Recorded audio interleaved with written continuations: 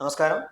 Electric circuits എന്ന് പറയുന്ന ടോപ്പിക്കിലേക്കാണ് നമ്മൾ ഇന്ന് പോകുന്നത്. ഇലക്ട്രിക്കൽ എഞ്ചിനീയറിംഗിന്റെ സിലബസിൽ ഉണ്ടായിരുന്ന ആദ്യത്തെ ക്ലാസ് ആണ് ഇലക്ട്രിക് സർക്യൂട്ട്സിന്റെ ക്ലാസ്. അപ്പോൾ നമുക്ക് ഇലക്ട്രിക് സർക്യൂട്ട്സിന്റെ ബേസിക് ആയിട്ടുള്ള കാര്യങ്ങളിലേക്ക് പോവാം.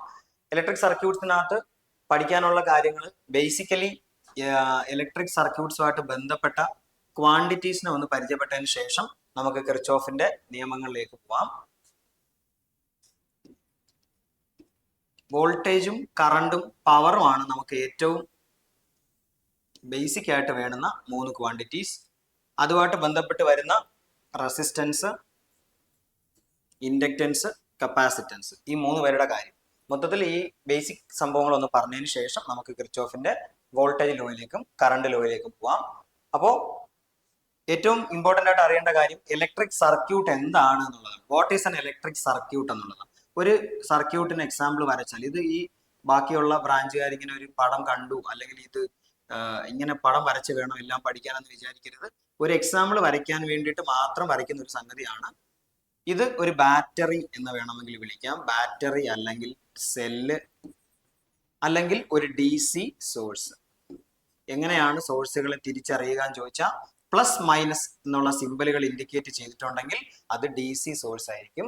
അപ്പൊ നമ്മൾ പറയാൻ പോകുന്ന കാര്യം എന്താണെന്ന് ചോദിച്ചാൽ, ഇങ്ങനെ ഒരു സോഴ്സിൽ നിന്ന്, ഒരു ബാറ്ററിയിൽ നിന്ന്, ഒരു വോൾട്ടേജ് സോഴ്സിൽ നിന്ന് പവേർഡ് ആയിട്ടുള്ള ഒരു ക്ലോസ്ഡ് സർക്യൂട്ടിനെയാണ് നമ്മൾ ഇവിടെ വരച്ച് കാണിച്ചേക്കുന്നത്.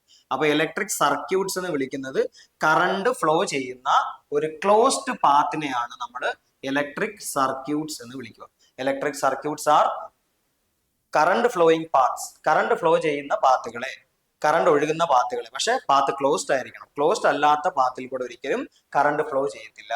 പിന്നെ ആ സർക്യൂട്ടിൽ പല കമ്പോണൻസും ഉണ്ടാവാം. നമ്മളിവിടെ റെസിസ്റ്റൻസുകളെ മാത്രമാണ് വരച്ചേക്കുന്നത്. രണ്ട് റെസിസ്റ്റൻസുകൾ ആയതുകൊണ്ടാണ് R1 എന്നും R2 എന്നും അവരെ പേരിട്ട് വിളിച്ചത്. ഒരു ഇലക്ട്രിക് സർക്യൂട്ടിൽ ഉണ്ടാകാവുന്ന കമ്പോണൻസ് ആരൊക്കെയാന്ന് ചോദിച്ചാൽ, സോഴ്സുകൾ ഉണ്ടാകാം. ആ സർക്യൂട്ടിലോട്ട് പവർ കൊടുക്കാനായിട്ട് വി ഹാവ് സോഴ്സസ്. ആ സർക്യൂട്ടിലേക്ക് പവർ കൊടുക്കാനായിട്ടുള്ള സോഴ്സസ് നമുക്ക് ഉണ്ടാവാം. And the second, the components of an electric circuit. ഒരു ഇലക്ട്രിക് സർക്യൂട്ടിലെ basic components, basic building blocks എന്നൊക്കെ വിളിക്കാവുന്ന തരത്തിലുള്ള ആൾക്കാരെ പറ്റിയാണ് നമ്മൾ ഇനി പറയാൻ പോകുന്നത്. ഇപ്പൊ ഉദാഹരണത്തിന് സിവിൽ എഞ്ചിനീയറിംഗിലെ ആൾക്കാർ basic building blocks of A building എന്ന് പറഞ്ഞാൽ നിങ്ങൾ അതിനെ സിമെന്റ് എന്നും ബ്രിക്ക് എന്നും അങ്ങനെയൊക്കെ ഉള്ള സംഗതികൾ വെച്ചിട്ട് നിങ്ങൾ കൺസ്ട്രക്ട് ചെയ്യുന്നു എന്ന് പറയുന്നത് പോലെ, നമ്മൾ ഇലക്ട്രിക്കൽ എഞ്ചിനീയറിംഗിൽ കമ്പോണൻസ് ആയിട്ട് പറയുന്നത്, ഒരു സർക്യൂട്ടിലെ ബേസിക് ബിൽഡിംഗ് ബ്ലോക്സ് അല്ലെങ്കിൽ basic components of an electric circuit ആയിട്ട് പറയുന്നത് മൂന്ന് പേരെയാണ്: resistance, inductance and capacitance. Resistance, inductance and capacitance, മൂന്ന് പേരെ പറ്റി ഡീറ്റെയിൽ ആയി നമുക്ക് ഡീൽ ചെയ്യേണ്ടതുണ്ട്. നമുക്ക് ബേസിക്കലി തുടങ്ങുന്ന സമയത്ത് ആ കമ്പോണൻസ് ആരൊക്കെയാന്ന് പറഞ്ഞതേ ഉള്ളൂ. എല്ലാ ഇലക്ട്രിക് സർക്യൂട്ടുകളിലും ഈ മൂന്ന് പേരും ഉണ്ടാകണമെന്ന് നിർബന്ധമില്ല. മൂന്ന് പേരും ഉണ്ടാകാം, ചിലപ്പോൾ രണ്ട് പേരെ ഉണ്ടാകൂ, ചിലപ്പോൾ റെസിസ്റ്റൻസ് മാത്രമായിരിക്കും, ചിലപ്പോൾ ഇൻഡക്റ്റൻസ് മാത്രമായിരിക്കും, ചിലപ്പോൾ കപ്പാസിറ്റൻസ് മാത്രമായിരിക്കും. ഏത് കോമ്പിനേഷനിൽ വേണമെങ്കിലും വരാം. ഒറ്റയ്ക്കോ കൂട്ടമായിട്ടോ എങ്ങനെ വേണമെങ്കിലും അവർ ഇലക്ട്രിക് സർക്യൂട്ട്സിൽ വരാം. അവര് എത്ര പേര് ആ സർക്യൂട്ടിൽ ഉണ്ട്, ആരൊക്കെ പ്രസന്റ് ആണെന്നുള്ളതനുസരിച്ച് സർക്യൂട്ടിന്റെ ബിഹേവിയറിനും കുറച്ച് മാറ്റങ്ങൾ ഉണ്ടാവും. ഓക്കെ, നമുക്ക് ആ ബേസിക് കാര്യങ്ങളിലേക്ക് കടക്കാം. അതിനു മുമ്പ് ഇലക്ട്രിക് സർക്യൂട്ട്സിൽ ഉണ്ടാകാവുന്ന കമ്പോണൻസ് ആർ, അല്ലെങ്കിൽ ബേസിക് ബിൽഡിംഗ് ബ്ലോക്സ് എന്ന് പറയുന്നത് സോഴ്സസ് ആൻഡ് മൂന്ന് components R, L and C.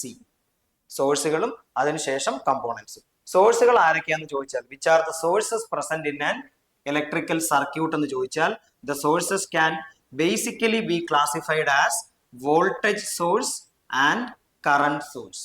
ഒരു സർക്യൂട്ടിലേക്ക് ഇത്ര വോൾട്ടേജ് കൊടുക്കുന്ന ഒരാൾ എന്ന് പറയുന്ന ആളെയാണ് വോൾട്ടേജ് സോഴ്സ് എന്ന് വിളിക്കുക. ബാറ്ററി വോൾട്ടേജ് സോഴ്സ് എന്നൊരു എക്സാമ്പിൾ ആണ്. സോഴ്സുകളെ ബേസിക്കലി രണ്ടായി തിരിക്കാം.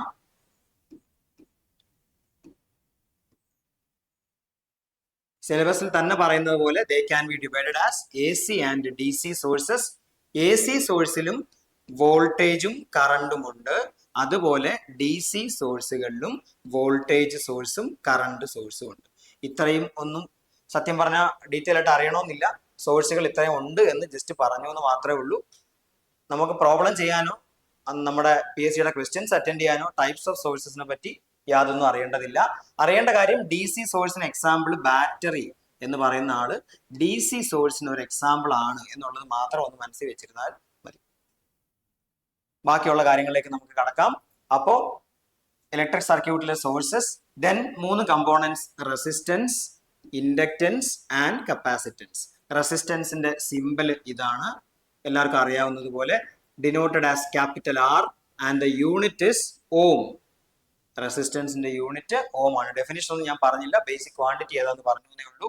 ഇൻഡക്റ്റൻസിനെ നമ്മൾ ഒരു കോയിൽ പോലെ വരച്ചിട്ടായിരിക്കും റെപ്രസെന്റ് ചെയ്യുക. ഇൻഡക്റ്റൻസ് ഈസ് റെപ്രസെന്റഡ് ഒരു കോയിൽ പോലത്തെ ഒരു സിമ്പൽ വരച്ചിട്ടായിരിക്കും ഇൻഡക്റ്റൻസിനെ റെപ്രസെന്റ് ചെയ്യുക. ഹെൻറി ആയിരിക്കും ഇൻഡക്റ്റൻസിന്റെ യൂണിറ്റ്, HENRY. ക്യാപിറ്റൽ എച്ച് വെച്ചായിരിക്കും നമ്മൾ ഡിനോട്ട് ചെയ്യുക. ഓമിന് ഓമിന്റെ സിമ്പൽ ഉണ്ട്. കപ്പാസിറ്റൻസിന്റെ പിക്ചോറിയൽ റെപ്രസെന്റേഷൻ 2 ഒരേ നീളമുള്ള വരകൾ വെച്ചിട്ടായിരിക്കും, 2 പാരലൽ പ്ലേറ്റ് എന്ന് കാണിക്കുന്നത് പോലെ ഒരേ നീളമുള്ള 2 വരകൾ വെച്ചിട്ടായിരിക്കും കപ്പാസിറ്റൻസിനെ റെപ്രസെന്റ് ചെയ്യുക. ഫാരഡ് ആണ് കപ്പാസിറ്റൻസിന്റെ unit, denoted by capital F. Basic quantities ആണ്, അതുകൊണ്ടാണ് യൂണിറ്റ് ലെവലിൽ നിന്ന് പറഞ്ഞു തുടങ്ങിയത്. ഈ 3 പേരും ഇനി അങ്ങോട്ടുള്ള പല മോഡ്യൂളുകളിലും പല ചാപ്റ്റേഴ്സിലും നമ്മൾ ഇവരുമായിട്ട് കണ്ടുമുട്ടും. ആ സമയത്ത് അവരുടെ യൂണിറ്റും കൂടെ ചേർത്ത് വേണം ഓർത്തിരിക്കാനായിട്ട്. ഈ ഓരോ ക്വാണ്ടിറ്റികളുടെ ഡെഫിനിഷനിൽ നിന്ന് തുടങ്ങാം. റെസിസ്റ്റൻസ് എന്ന് പറയുന്ന ആളെ നമ്മൾ എങ്ങനെയാണ് ഡിഫൈൻ ചെയ്യുക? ഏകദേശം 10th സ്റ്റാൻഡേർഡ് മുതൽ നമ്മൾ കാണുന്ന ആളാണ് റെസിസ്റ്റൻസ്, അല്ലെങ്കിൽ കേട്ട ക്വാണ്ടിറ്റി ആണ് റെസിസ്റ്റൻസ്. അതുകൊണ്ട് തന്നെ റെസിസ്റ്റൻസ് കുറച്ചും കൂടെ ഡെഫിനിഷൻ വൈസ് എളുപ്പമായിരിക്കും. Resistance is the opposition to flow of current. കറണ്ടിനുള്ള opposition to the flow of current. Current ഫ്ലോയോടുള്ള എതിർപ്പിന്റെ പേരാണ്, കറണ്ട് ഫ്ലോയെ എതിർക്കുന്ന ആ പ്രോപ്പർട്ടിയുടെ പേരാണ് റെസിസ്റ്റൻസ്. റെസിസ്റ്റൻസ് ഒരു ബേസിക് പ്രോപ്പർട്ടിയാണ്. നമ്മുടെ ശരീരത്തിനും റെസിസ്റ്റൻസ് ഉണ്ട്, കല്ലിനും മണ്ണിനും വുഡിനും പ്ലാസ്റ്റിക്കിനും വെള്ളത്തിനും എല്ലാം അതിൻ്റെതായ റെസിസ്റ്റൻസ് ഉണ്ട്. ചിലർക്ക് റെസിസ്റ്റൻസ് കൂടുതൽ, ചിലർക്ക് കുറവ്, ചിലർക്ക് മീഡിയം, അങ്ങനെയൊക്കെ വരാം. But resistance is the basic property of A material. ലോകത്തുള്ള ഏത് മെറ്റീരിയൽ എടുത്താലും അതിന് റെസിസ്റ്റൻസ് ഉണ്ട്. വലുതോ ചെറുതോ എന്നുള്ളത് ആ മെറ്റീരിയൽ അനുസരിച്ചിരിക്കും. Okay, resistance is the opposition to flow of current. നമുക്ക് അറിയാവുന്ന ഡെഫിനിഷൻ ആണ്.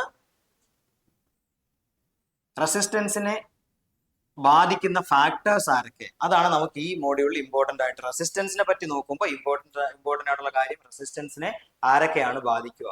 Resistance is dependent on dimension.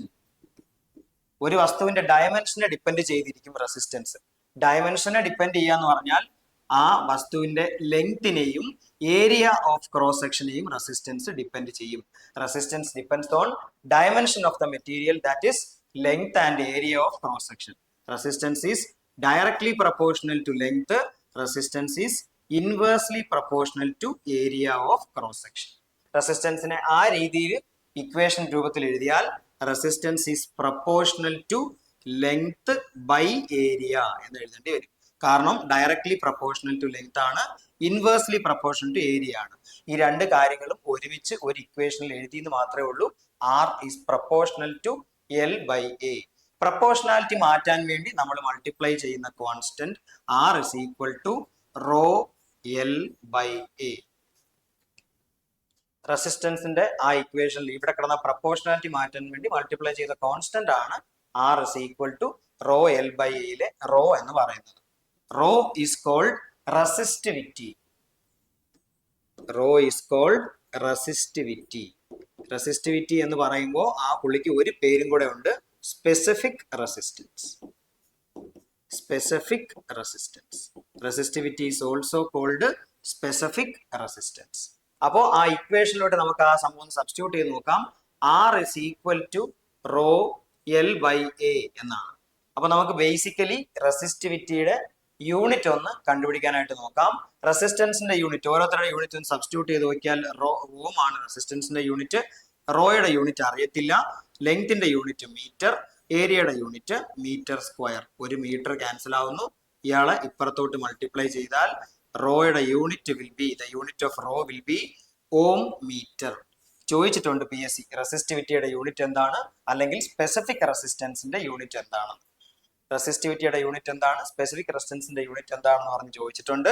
പക്ഷേ PSC ചോദിച്ചിരുന്ന ക്വസ്റ്റ്യനിൽ സ്റ്റാൻഡേർഡ് യൂണിറ്റ് ഓം മീറ്റർ ആണ്, SI യൂണിറ്റ് എന്ന് പറയാവുന്നത് ഓം മീറ്റർ ആണ്. പക്ഷേ PSCയുടെ ക്വസ്റ്റ്യൻ പേപ്പറുകളിൽ ഓം സെന്റിമീറ്റർ, ഓം മില്ലിമീറ്റർ, ഇങ്ങനെയുള്ള പല യൂണിറ്റുകളും പ്രത്യക്ഷപ്പെട്ട് കണ്ടിട്ടുണ്ട്. ഇതെല്ലാം റെസിസ്റ്റിവിറ്റിയുടെ യൂണിറ്റ് തന്നെയാ. മീറ്ററിന് പകരം ലെങ്ത്തിന്റെ ഏത് യൂണിറ്റ് വന്നാലും റെസിസ്റ്റിവിറ്റിയുടെ യൂണിറ്റ് മാറാൻ ആ ക്വാണ്ടിറ്റി മാറാൻ പോകുന്നില്ല. അത് റെസിസ്റ്റിവിറ്റി തന്നെയാണ്, അല്ലെങ്കിൽ സ്പെസിഫിക് റെസിസ്റ്റൻസ് തന്നെയാണ്. ഓക്കെ ആണ്. റെസിസ്റ്റിവിറ്റിയും സ്പെസിഫിക് റെസിസ്റ്റൻസുമായിട്ടുള്ള ബന്ധം ഇപ്പൊ നമുക്കറിയാം. R is equal to rho L by A. റെസിസ്റ്റിവിറ്റിക്ക് ഒരു ഡെഫിനിഷനും കൂടെ ഉണ്ട്, അല്ലെങ്കിൽ സ്പെസിഫിക് റെസിസ്റ്റൻസിന് ഒരു ഡെഫിനിഷനും കൂടെ ഉണ്ട്. ആ ഡെഫിനിഷനും PSC ചോദിച്ചിട്ടുണ്ട്. പ്രീവിയസ് ഇയർ ക്വസ്റ്റ്യൻ പേപ്പറിലുള്ള ക്വസ്റ്റ്യൻ ആണ്. ഒരു ക്യൂബിന്റെ യൂണിറ്റ് ഡയമെൻഷൻ ഉള്ള ഒരു ക്യൂബിന്റെ യൂണിറ്റ് ഡയമെൻഷൻ ക്യൂബ് ആവുമ്പോൾ 3 ഡയമെൻഷണൽ സംഗതിയാണെന്ന് നമുക്കറിയാം. ആ പുള്ളിക്കാരന്റെ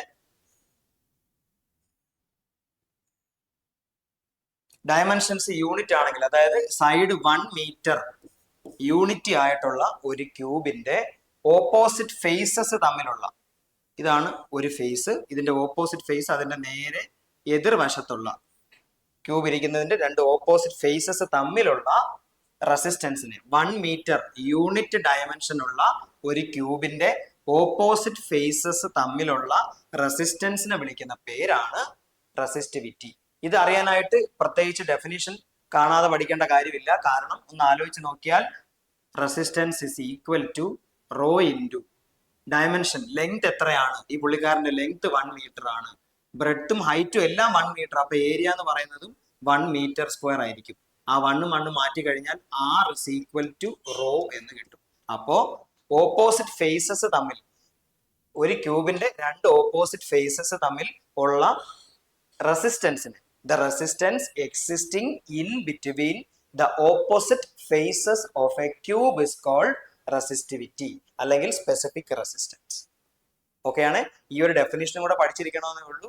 ഇതൊരു ഒരു ക്യൂബിന്റെ 2 ഫേസുകൾ തമ്മിലുള്ള റെസിസ്റ്റൻസ് എന്നൊക്കെ പറയുന്ന പോലെ ഒരു മാരക കൺസെപ്റ്റിൽ സംഭവമൊന്നും അല്ല. IUനെ ബേസ് ചെയ്ത് പറയുമ്പോൾ വളരെ സിമ്പിളായി പറയാവുന്ന ഒരു സൈഡ് യൂണിറ്റി ആയിട്ടുള്ള ഒരു ക്യൂബിന്റെ ഓപ്പോസിറ്റ് ഫേസുകൾ തമ്മിലുള്ള റെസിസ്റ്റൻസ്. ആ കാര്യം ഇവിടുന്ന് മനസ്സിലാവും.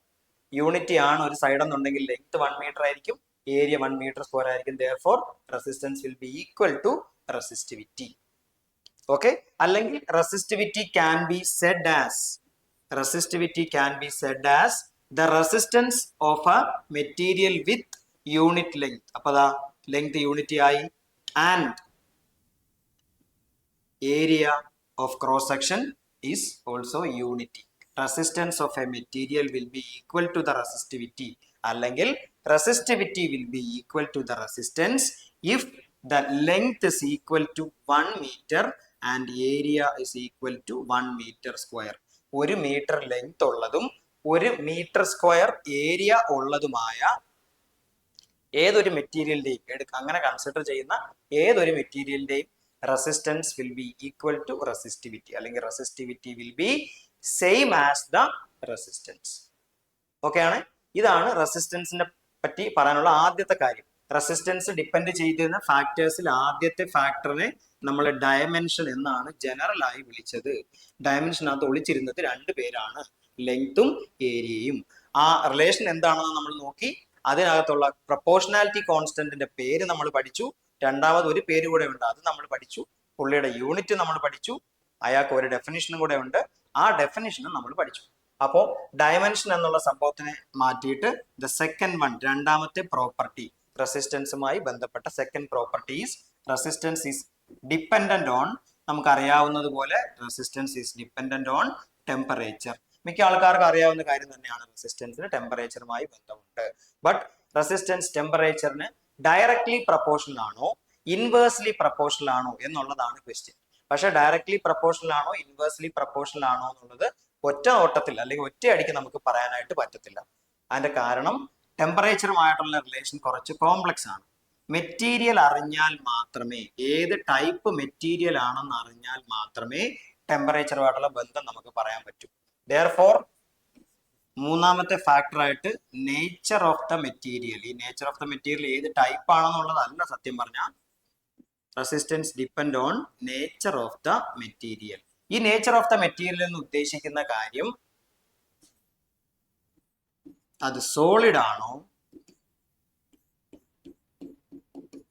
ലിക്വിഡ് ആണോ ഗ്യാസ് ആണോ എന്നുള്ളതാണ്. ഒരേ മെറ്റീരിയൽ തന്നെ സോളിഡും ലിക്വിഡും ഗ്യാസും ആയിട്ടിരിക്കുമ്പോൾ 3 ടൈപ്പ് റെസിസ്റ്റൻസ് ആണുള്ളത്. സോ ഒരു മെറ്റീരിയൽ, ഉദാഹരണത്തിന് വാട്ടർ, വെള്ളം സോളിഡ് ആയിട്ടിരിക്കുമ്പോൾ ഉള്ള റെസിസ്റ്റൻസ് അല്ല വെള്ളം ലിക്വിഡ് ഫോമിൽ എക്സിസ്റ്റ് ചെയ്യുമ്പോൾ ആ റെസിസ്റ്റൻസിനെക്കാട്ടി കുറച്ച് വ്യത്യാസമുണ്ട് when water is considered as water vapour, അല്ലെങ്കിൽ ഗാഷ്യസ് ഫോമിൽ കൺസിഡർ ചെയ്യുന്ന വാട്ടറിന് കുറച്ചും കൂടെ വ്യത്യാസമുണ്ട്.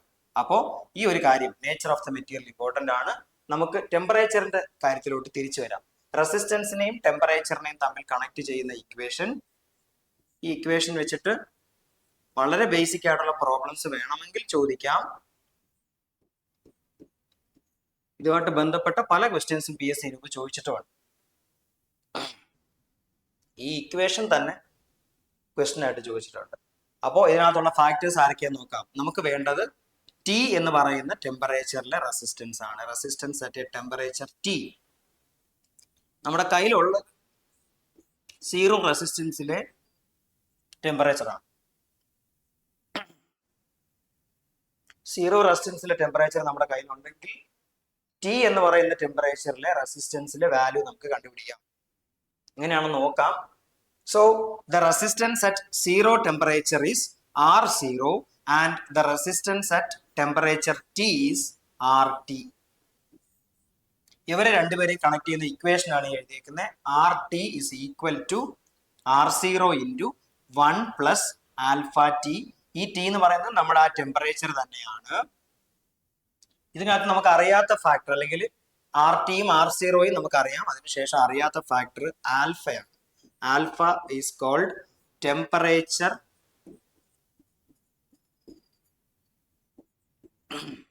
coefficient of resistance. Alpha is called temperature coefficient of resistance. Alpha എന്താന്നുള്ള കാര്യത്തിലോട്ട് നമുക്ക് വരാം. Alpha is called the temperature coefficient of resistance. അപ്പൊ നമുക്ക് റെസിസ്റ്റൻസുമായിട്ട് ബന്ധപ്പെട്ട രണ്ടാമത്തെ ക്വാണ്ടിറ്റീനെ ഡീറ്റെയിൽ ആയിട്ട് നോക്കാനുള്ള ടൈമായി.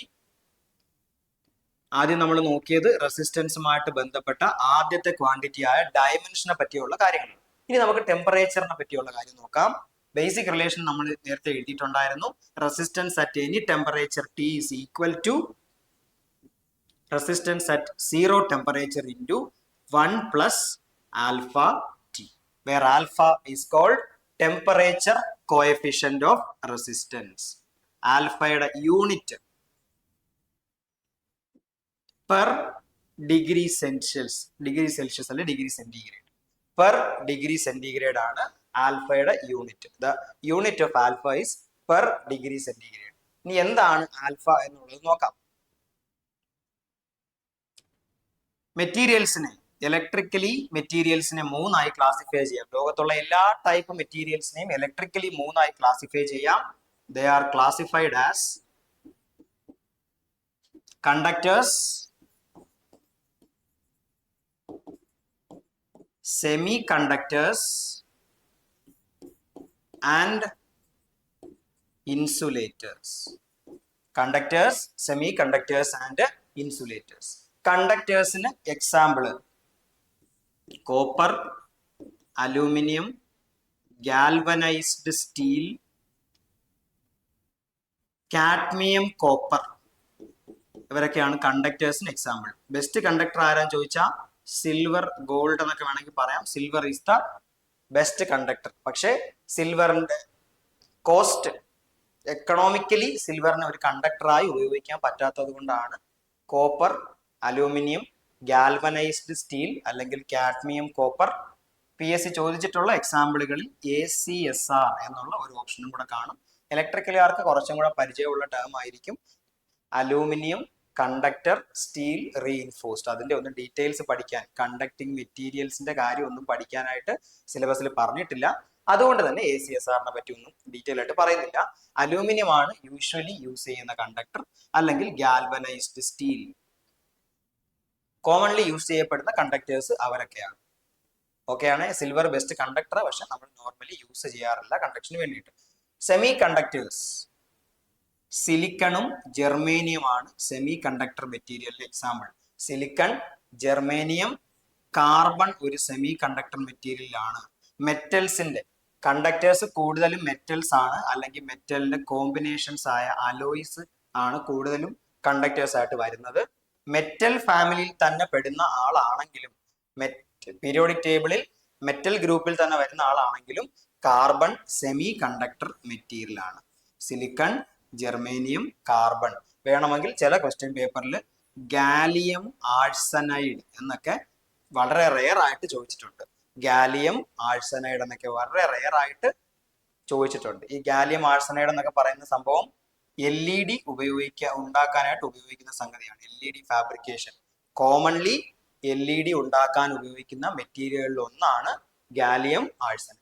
എക്സ്ട്രാ ആയിട്ട് പറഞ്ഞു എന്ന് മാത്രമേ ഉള്ളൂ. ഇലക്ട്രിക്കലുകാർക്ക് വേണമെങ്കിൽ നോട്ട് ചെയ്ത് വെക്കാനേ ഉള്ളൂ. ഭയങ്കര ഇമ്പോർട്ടൻ്റ് ആയ കാര്യമൊന്നുമല്ല. സിലിക്കണും ജെർമേനിയമാണ് usually semiconductor materials. Carbon വളരെ റെയർ ആയി ക്വസ്റ്റ്യൻ പേപ്പറിൽ ഓപ്ഷൻ ആയിട്ട് വന്നിട്ടുണ്ട്.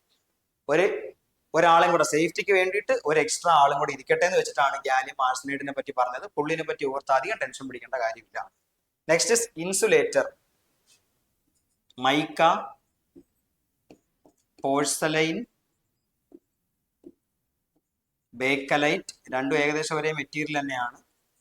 Mica, porcelain, bakelite, wood, plastic. അതൊക്കെ ജനറലി എക്സാമ്പിൾസ് ആയിട്ട് പറയാവുന്നേ ഉള്ളേ. മൈക്കയൊക്കെ പ്രോപ്പർ ഇൻസുലേറ്റിംഗ് മെറ്റീരിയൽ ആണ്. പോഴ്സലൈനും ബേക്കലൈറ്റും ഒക്കെ പ്രോപ്പർ ഇൻസുലേറ്റിംഗ് മെറ്റീരിയൽ ആയിട്ട് ഉപയോഗിക്കുന്ന ആൾക്കാരാണ്. വുഡും പ്ലാസ്റ്റിക്കും ഒന്നും കണ്ടക്ട് ചെയ്യത്തില്ല. അതുകൊണ്ട് വേണമെങ്കിൽ ഇൻസുലേറ്ററിന്റെ ഗ്രേഡിൽ പറയാവുന്നേ ഉള്ളൂ. Then vulcanised Indian rubber, VIR. വെറും റബ്ബർ എന്ന് പറഞ്ഞാൽ ഓക്കെയാ, പക്ഷെ ട്രീറ്റ് ചെയ്തിട്ടുള്ള സൾഫേഷൻ പ്രോസസ്സ് കഴിഞ്ഞതിന് ശേഷമുള്ള ആളിനെയാണ് വൾക്കനൈസ്ഡ് ഇന്ത്യൻ റബ്ബർ എന്ന് പറയുന്നത്. പേര് മാത്രം ഓർത്ത് വെച്ചാൽ മതി. അല്ലാതെ sulphation, rubber, vulcanised Indian rubber എന്താണ് അതിൻ്റെ ഒന്നും ഒരു ആവശ്യമില്ല. Vulcanised Indian rubber, XLPE, cross linked polyethylene എന്നാണ് ഫുൾ ഫോം. ഫുൾ ഫോം അറിഞ്ഞില്ലെങ്കിൽ ഒരു പ്രശ്നമില്ല. ഇതൊക്കെ ജസ്റ്റ് ഒന്ന് വേണമെങ്കിൽ ഓർത്ത് വെക്കാമെന്നേ ഉള്ളൂ. ചില ക്വസ്റ്റ്യൻ പേപ്പറിൽ ഇന്ന മെറ്റീരിയൽ എക്സാമ്പിൾ ആരാണ്, ഇതെന്തിനാ എഴുതിയെന്ന് ചോദിച്ചാൽ, ഇപ്പോ 4 ഓപ്ഷൻ തന്നിട്ട് option A, B, C and D 4 option തന്നിട്ട് ഇതിൽ ആർക്കാണ് temperature coefficient of resistance positive value ആയിട്ടുള്ളത്, ആർക്കാണ് നെഗറ്റീവ് വാല്യൂ ആയിട്ടുള്ളത്, അങ്ങനെയുള്ള ക്വസ്റ്റ്യൻസ് ചോദിക്കാം. ആ സമയത്ത് ഇൻസുലേറ്റർ ഏത് മെറ്റീരിയൽ ആണ്, സെമി കണ്ടക്ടർ ഏത് മെറ്റീരിയൽ ആണ്, കണ്ടക്ടർ ഏത് മെറ്റീരിയൽ ആണെന്ന് അറിഞ്ഞാൽ എഴുതാൻ എളുപ്പമായിരിക്കും. അതുകൊണ്ട് മാത്രമാണ് ഇവരുടെ എക്സാമ്പിൾസ് പറഞ്ഞു തന്നത്. ഈ തന്നേക്കുന്ന മെറ്റീരിയൽസിൽ ആർക്കാണ് ആൽഫ പോസിറ്റീവ്, ആർക്കാണ് ആൽഫ നെഗറ്റീവ് എന്ന് തുടങ്ങിയ ക്വസ്റ്റ്യൻസ് വരാം. അങ്ങനെയുള്ള ക്വസ്റ്റ്യൻസ് വരുമ്പോൾ ഈ മെറ്റീരിയൽസ് ഏതാണെന്ന് അറിയാണ്ട് ആ ക്വസ്റ്റ്യൻ അറ്റൻഡ് ചെയ്യാൻ പറ്റത്തില്ല. അതുകൊണ്ടാണ് മെറ്റീരിയൽസിനെ പറ്റി പറഞ്ഞത്. അതിനുവേണ്ടി ഓർത്ത് വെക്കാൻ വേണ്ടി മാത്രമാണ്, അല്ലാതെ ഇതിന്റെ ഡീറ്റെയിൽസ് ഒന്നും പഠിക്കേണ്ടതായിട്ടുള്ള യാതൊരു ആവശ്യവും ഇല്ല. ഓക്കെ, അപ്പൊ നമുക്കൊന്ന് നോക്കാം മെറ്റീരിയൽസിനെ ബേസ് ചെയ്ത് എങ്ങനെയാണ് ഈ ടെമ്പറേച്ചറിന്റെ ആ പ്രോപ്പർട്ടി പോകുന്നത് നമുക്കൊന്ന് നോക്കാം. Alpha will be positive for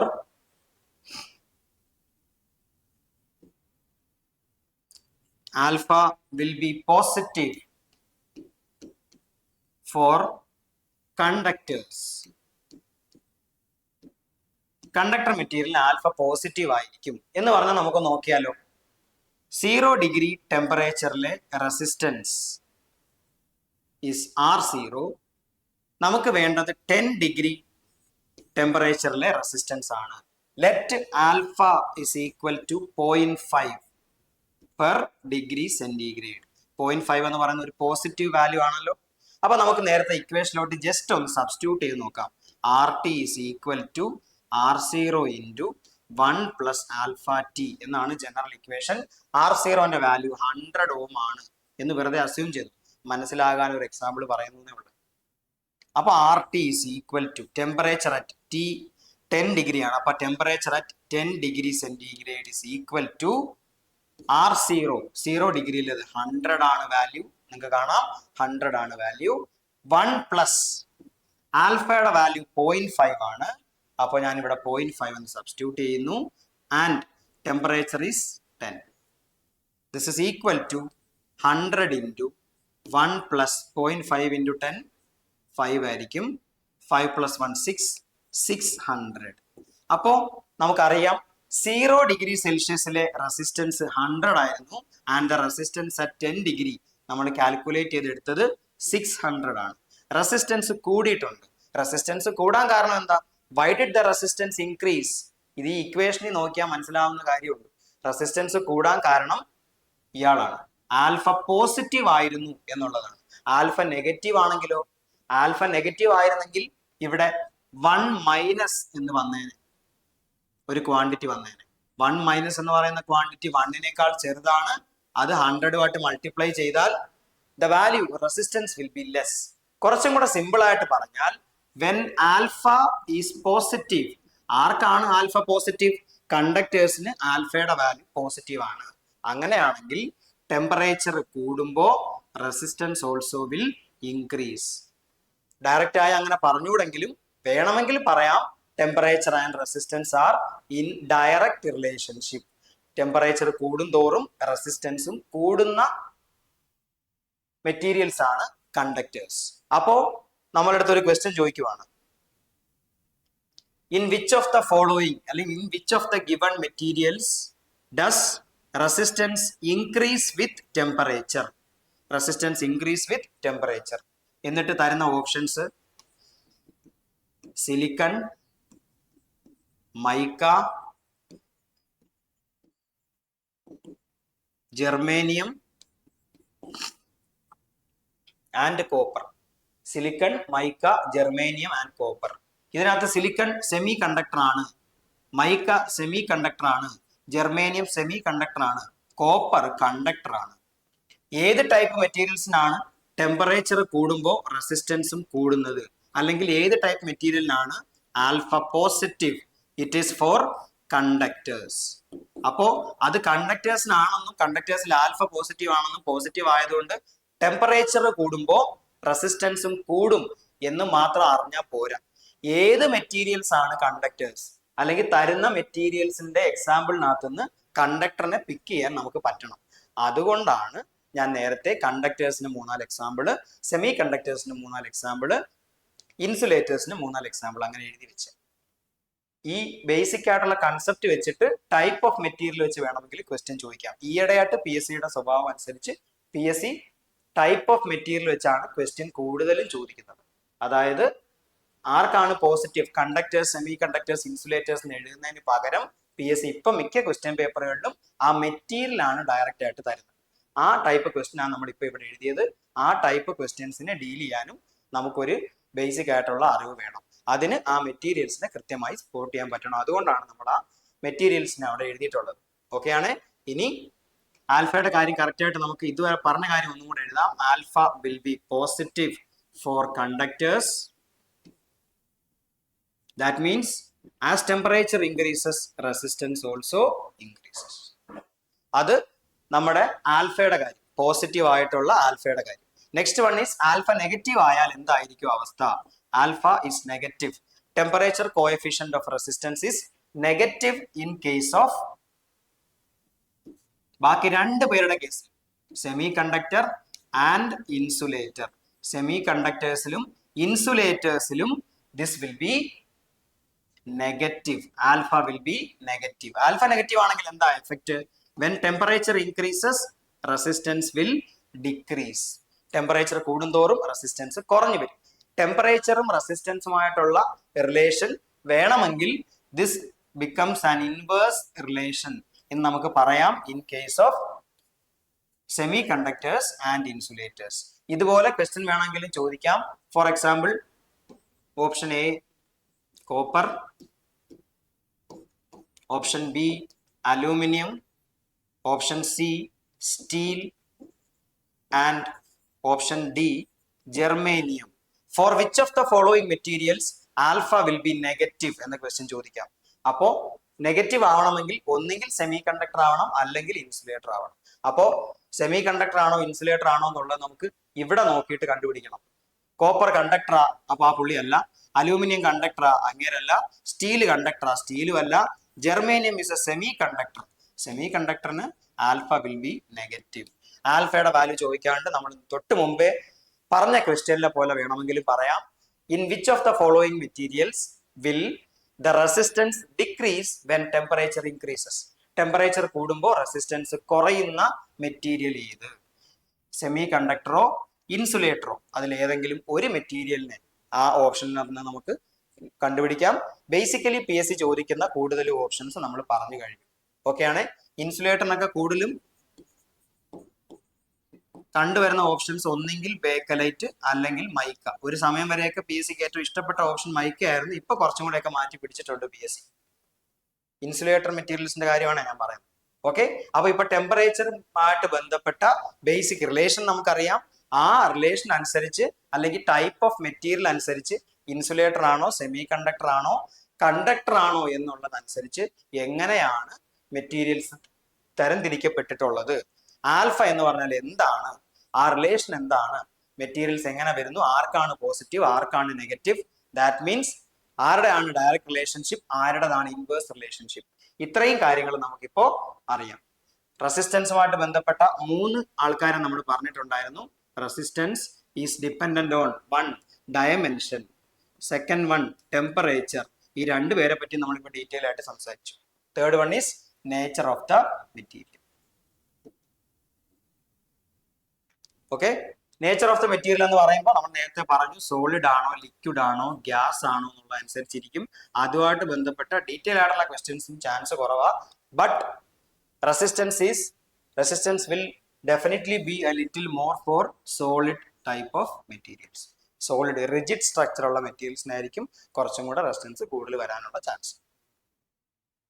next 1, on what factors does resistivity depend on, അല്ലെങ്കിൽ സ്പെസിഫിക് റെസിസ്റ്റൻസ് ഡിപ്പെൻഡ് ചെയ്യുന്ന ഫാക്ടേഴ്സ് ഏതൊക്കെ? റെസിസ്റ്റൻസിന്റെ കേസിൽ it is length, area, temperature and nature of the material. റെസിസ്റ്റിവിറ്റിയുടെ കേസിൽ എന്താണ് ആ ഡിപ്പെൻഡൻസ്, അല്ലെങ്കിൽ ആ ഡിപ്പെൻഡൻസിന്റെ നേച്ചർ എന്തായിരിക്കും? R is equal to rho L/A. ഈ ഇക്വേഷൻ നമ്മുടെ മനസ്സിൽ കിടക്കുന്നതുകൊണ്ട് നമ്മൾ എപ്പോഴും പറയും ലെങ്തും ഏരിയയുമായിട്ട് റെസിസ്റ്റിവിറ്റി ഡിപ്പെൻഡഡ് ആണ് എന്നുള്ളത്. പക്ഷെ അല്ല, resistivity depends on the temperature of the material, not on the dimensions of the material. Okay ആണ്. റെസിസ്റ്റിവിറ്റിയെ ഡിപ്പെൻഡ് ചെയ്യുന്ന factor rho is dependent on the temperature of the material. ഇതുമായിട്ട് ബന്ധപ്പെട്ടും ക്വസ്റ്റ്യൻ ചോദിച്ചിട്ടുണ്ട്. റെസിസ്റ്റിവിറ്റി ഏത് ഫാക്ടറിനെ ഡിപ്പെൻഡ് ചെയ്തിരിക്കുന്നു?